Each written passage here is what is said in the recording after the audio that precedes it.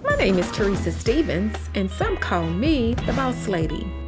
I am also an entrepreneur, and on this journey, our goal is to motivate, network, give back, and set other people up for success. So come along and join me on this journey as we meet other business owners and learn and grow together. Today, my guest that's joining me is Carmen Palmer. Carmen, hi, thank you for joining me.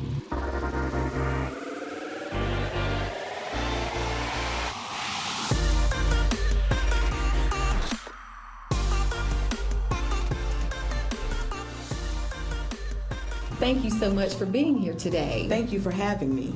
Carmen, I know that this is a special week for you. It is. And you have some wonderful things going on in the Triad. How did we meet? We met several years ago, early 2000s. It sounds like way back then. My youngest daughter danced at an open house event that you had for your daycare facility. Then we met again in 2012 through Black Girls Run, and we became running partners, prayer partners. I'm gonna call you, you call me partner. Yes, you yes. keep me straight partner. So we've known each other for a while, and I thank you for being a great partner, a great friend. You give good energy, that's why we're good friends. Can you tell me a little bit about your business? Sure. I am a realtor. I've been a realtor since 2006. We are the first African American RE/MAX franchise owners in the Triad. When were you recognized for being We were the first? recognized for that, in September of 2018, and we were recognized by the Congress, Congresswoman Alma Adams of the 13th District. Okay, wow. That is awesome. Well, it's a pleasure to know you and to Yes. also know that you're the first African American franchise here, RE/MAX franchise. So again, I know that this is a very special week for you because you have a powerful personal story. Would you mind sharing a little bit with our audience about your personal story? Sure. In January of 2019, I was diagnosed with a meningioma, which is a tumor on the right optic nerve. Mm-hmm. I went in for surgery on July 22nd, and during surgery, I suffered a stroke because the tumor had wrapped around my carotid artery. And thanks be to God that it was on the right side, because the left side is what they call the widowmaker. And had it been on the left side, I could have died. And actually, the doctors had told my husband, all we can do is make her comfortable because we don't know if she will survive. Right. It's been about a year and a half. With the diagnosis. With the diagnosis, and the surgery was a year ago as of yesterday, That is correct? correct. That's correct. So look at this miracle sitting in front of us. It's amazing to see that everything that you experienced, and you're back at work full time right now. Yes, I am. So how's your workload? The business is going very well. I earned a reward last year. As you know, I spent 6 weeks in the hospital, and during that time, we had to close down business because I'm the broker in charge. After I came out, I was rocking and rolling. It took me a minute to gain my strength back. I'm not 100%. Yesterday made a 1-year anniversary of my having a stroke related to my surgery. So I'm 99.9993%. I'm driving. I'm here at the office 8 hours a day, most days. As a business owner, I do take my days off. Sometimes I might not take Saturday and Sunday. I may take Monday and Tuesday because I have a family, and there's things I need to do with my family, with my children. Family is very important to me when it comes to being a business owner, because you spend so much time pouring into your business. And that's why I chose the profession of being in real estate, so I could travel with my youngest daughter, who was a dancer. My oldest daughter played softball, so I could be at her softball games. My oldest child, period, my son, he played tennis, golf, swimming. So I wanted to make sure that I was in the stands. Wherever they were, I was. Tell me a little bit about your personal life. Oh, sure. I go by the name of Team Champion. My personal life is very fickle. I'm not a very fickle person. However, I don't demand respect. I earn it and I give respect. In our community, it's sort of hard, especially being an entrepreneur or a businesswoman, because there's two different things. There's an entrepreneur and then there's a business owner. Mm-hmm. So, a business owner has leverage in their business, so they can go away 6 months to a year and not worry about their business because it's running. Mm-hmm. without them being there. Right. So I'm experienced that in life right now, and I love it. Now, when it comes to working with other women in real estate, they find me intimidating, and I don't know why. I think sometimes I'm guarded, but I'm guarded for a reason, because I'm not going to let you into everything if I don't know you. Look, it took us some time before I said, hey, this is really bothering me, you know. But that's life in general.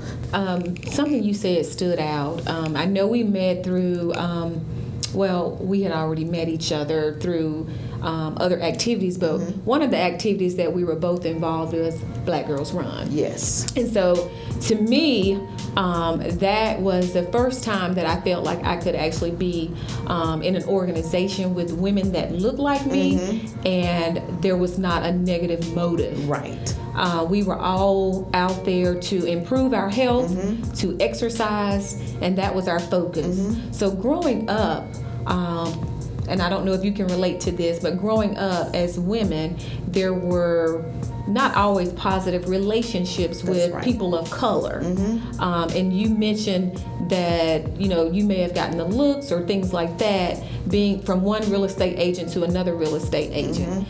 But again, being in this group where we were running, everyone knew that we're here to improve our health. We're here to learn. So it took all of these years, I was in my 40s, joining this group to feel like, wow, I feel empowered. I can actually have a sister here, and they have my best interests at heart. There was not any extra negative conversations over to the side.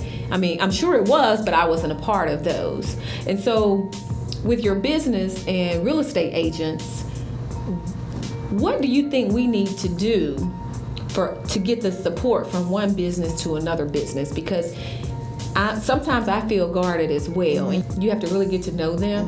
And it's not anything against the other person, but spiritually, you don't want to share certain things because people, they're not going to change what's destined for your life, but at the same time, it could cause a delay. And it could cause those negative thoughts in your mind. So what do you think we need to do to kind of get business owners, especially minorities, to be supportive of other minorities? Because we're seeing this across our country right now. I see it especially in real estate. People will be very surprised by our book of business. It looks like a box of crayons. There's not just one origin or one race. It's multi-races in there.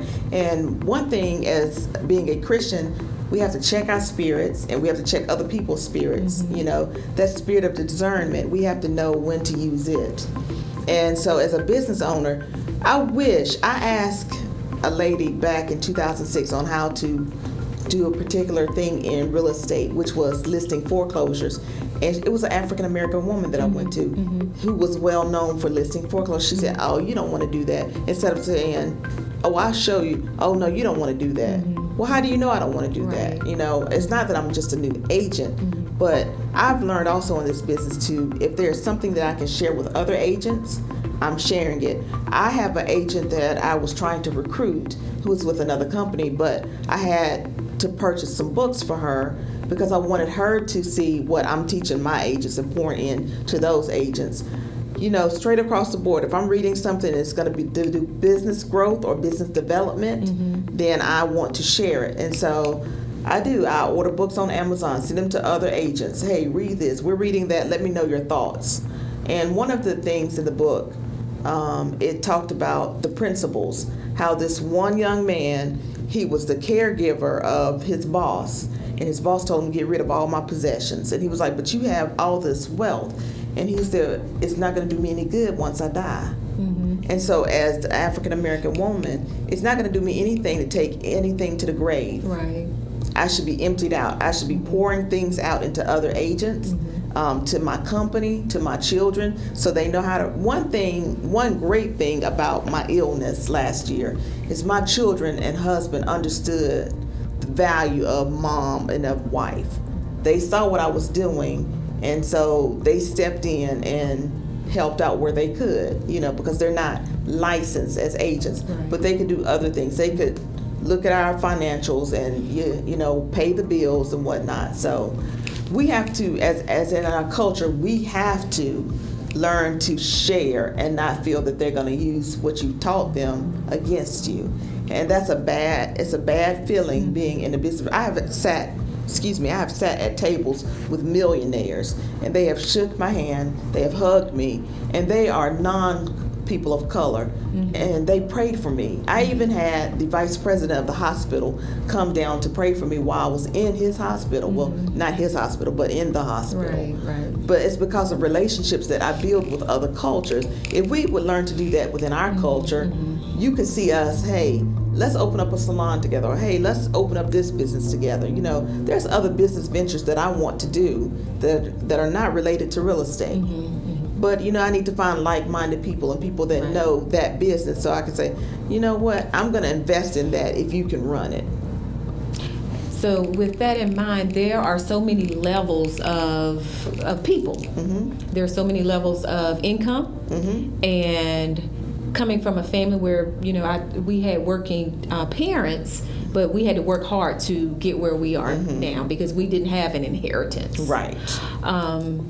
It's very powerful to have this conversation and discuss how we as minorities need to be supportive and share information with other minorities, because you always want to hold on to it and you're not willing to share that information because you think somebody's going to do a little bit more than you. So to our followers, please know that is a very powerful message. If you are in that situation and you're not sharing that information that you have, that education that you have, and that knowledge is holding you back from your blessings, and you're not able to prosper and move forward. So we need to work together as small business owners and help each other to progress. If you want to own this land, or if you want to have multiple streams of income, help someone else. When I wake up in the morning, that's been my motto. Who am I going to help today? That's right.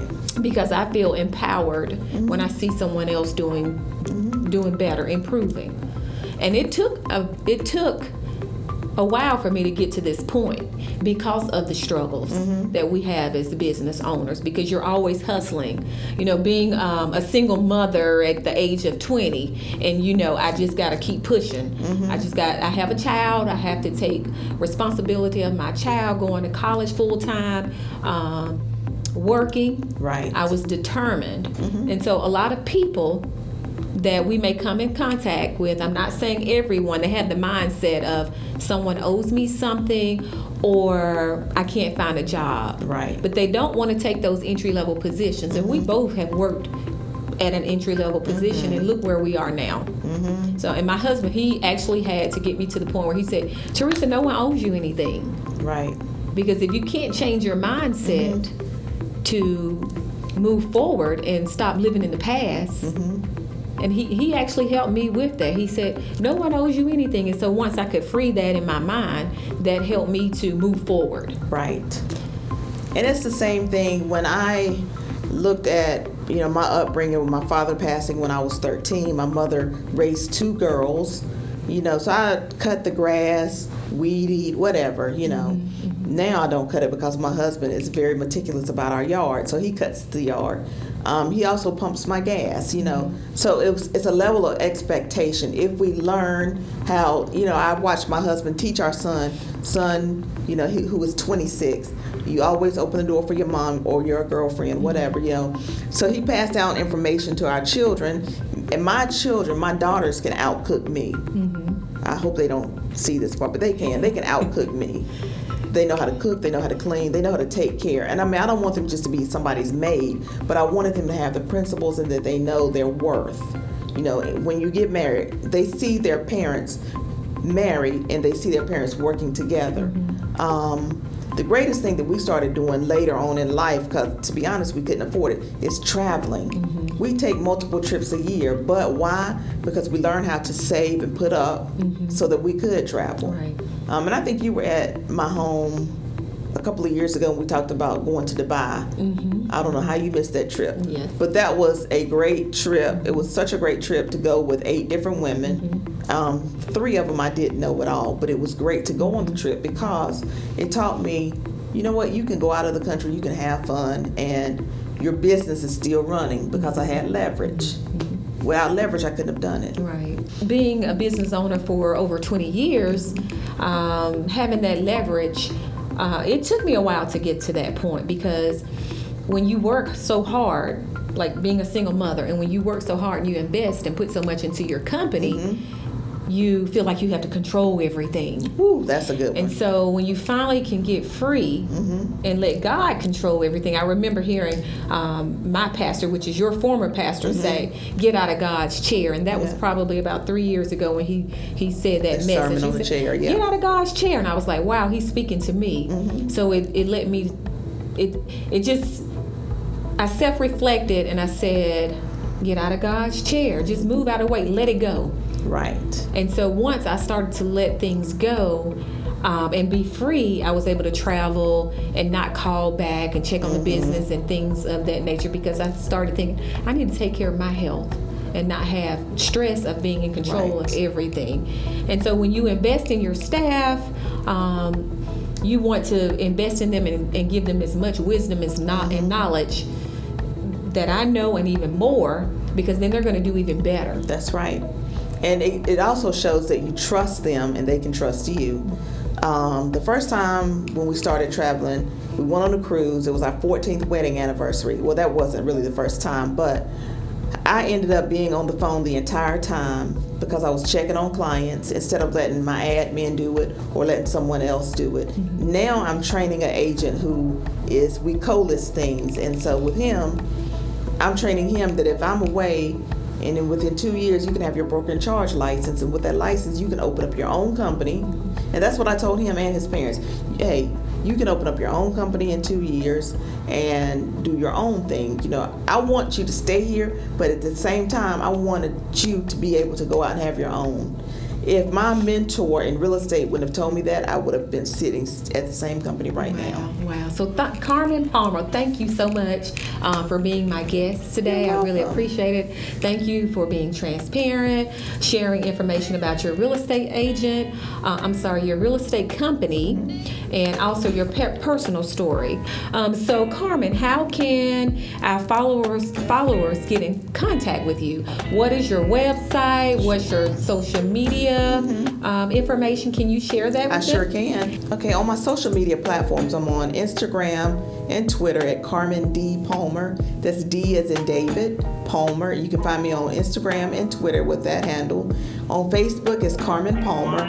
My business Facebook is Remax Master Key. And they can also call me if you want to set up a consultation to list your home or to buy a home at 336-575-5678. I love your tagline. I'm Carmen Palmer, and I help people find their way home. That's nice. For my followers, please subscribe to I Am Teresa Stevens, and if you are interested in being a guest here, you can reach out to me by email, Teresa, THERESSA, @churchchild.com. You can follow me on Instagram, I Am Teresa Stevens, and also on Facebook, Teresa Stevens. So thanks for joining us. I'm sorry, I got a little long. Yeah, I got a minister's license. I'm an ordained minister. Look, he can edit it.